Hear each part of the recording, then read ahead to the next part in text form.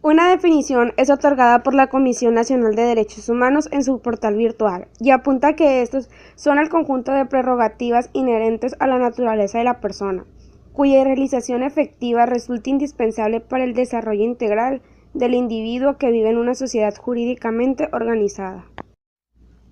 Principios y tipos de derechos humanos. Al respecto, es posible señalar que no existe un acuerdo unánime con relación a lo que le da origen y sentido a los derechos humanos. Como preámbulo de nuestro análisis, consideramos pertinente partir del planteamiento de Alemany, quien nos dice que todos los derechos humanos, tanto en el ámbito o esfera de la vida personal como en el de la vida social o colectiva, dependen o derivan del derecho del hombre y de la mujer, básico y primario, de ser humanos, de ser personas, de ser plenamente dignos. Lo anterior pone de manifiesto que los principios que le dan su razón de ser a los derechos humanos son la dignidad, la libertad y la persona humana, que es quien encarna las dos primeras. Por su parte, la ONU concibe que los derechos humanos se sustentan en tres grandes principios: la autodeterminación, la igualdad y la no discriminación. Autodeterminación. Una nación sin autodeterminación estará prácticamente imposibilitada para impulsar y fomentar la efectividad de los derechos de igualdad y libertad. Igualdad, concebida como la equiparación de todos los hombres y mujeres ante la ley, que al mismo tiempo posibilite el acceso de todos a los satisfactores materiales y culturales. No discriminación. Al ser los derechos humanos patrimonio de todos los humanos por igual, la no discriminación es un principio fundamental.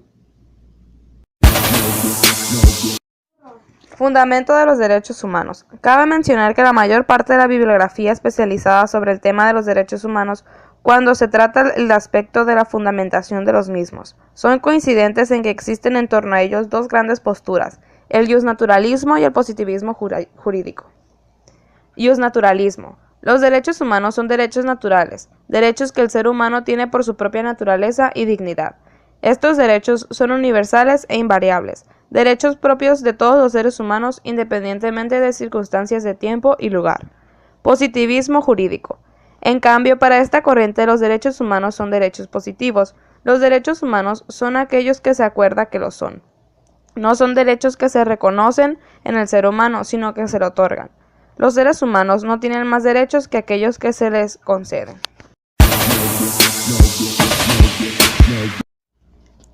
Historia de los derechos humanos. Es necesario dejar constancia que al hablar de la evolución de los derechos humanos existen diferentes y extensos planteamientos. A fin de presentar una visión lo más somera posible, se ha decidido englobarlos en 5 etapas que a continuación se detallan. Primera etapa. Las raíces más lejanas se encuentran en el humanismo en sus diferentes versiones. Desde las leyes de Hammurabi, la problemática de los valores del ser humano se ha reflejado en el ordenamiento jurídico. De hecho, los 10 mandamientos sostienen una forma particular de protección de los derechos humanos a partir de su concepción valorativa. Se prohíbe el robo y el homicidio, como equivalente de la protección de los valores de propiedad y de la vida. Segunda etapa, enmarcada durante la época medieval con el marcado dominio de los filósofos cristianos. Esta etapa presenta la positivización de algunos derechos humanos, pero en forma aislada y más que individuales, adquieren un carácter comunitario. Tercera etapa. Se trata en particular de reclamaciones contra el poder público y del surgimiento de formas religiosas que proponen una mayor libertad en el campo de creencias individuales. Sobre todo, a causa de los movimientos de reforma y contrarreforma se desarrolla la idea de tolerancia religiosa.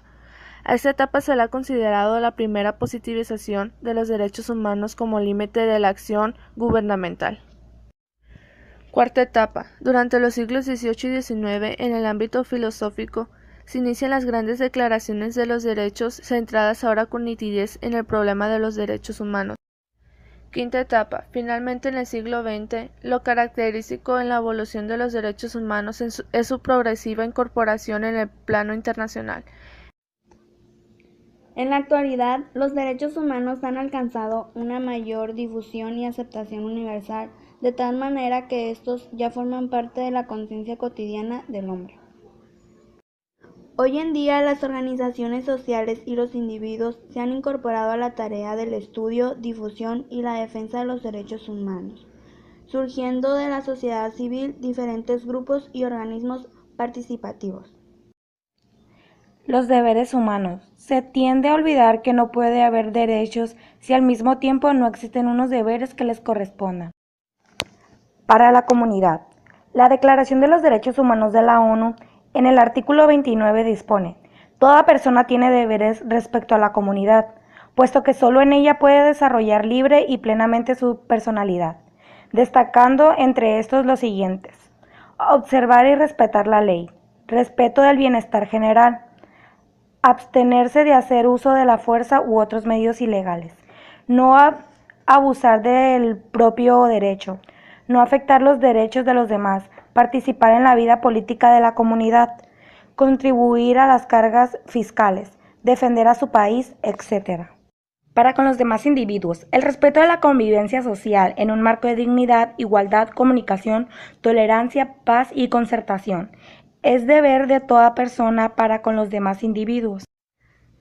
Los derechos humanos en México. Antecedente novohispano. José Ignacio Gutiérrez de Velasco, en la hermenéutica analógica de los derechos humanos, analiza la obra de Mauricio Bochot. Afirma que es uno de los autores que más ha escrito sobre los derechos humanos en México, al mismo tiempo que los ha defendido. Durante el periodo de la conquista, esta se llevó a cabo dos lógicas distintas y antagónicas. Una lógica donde predomina la ambición y se buscaba el enriquecimiento material, y la otra, una lógica de la realización de una idea desde el cual se pretendía lograr la cristianización del indio. Haciendo un análisis de la obra de Bochot, este autor reconoce como iniciadores directos o indirectos de la lucha por los derechos humanos a los siguientes personajes: Julián Garcés, dominico y primer obispo de la Nueva España;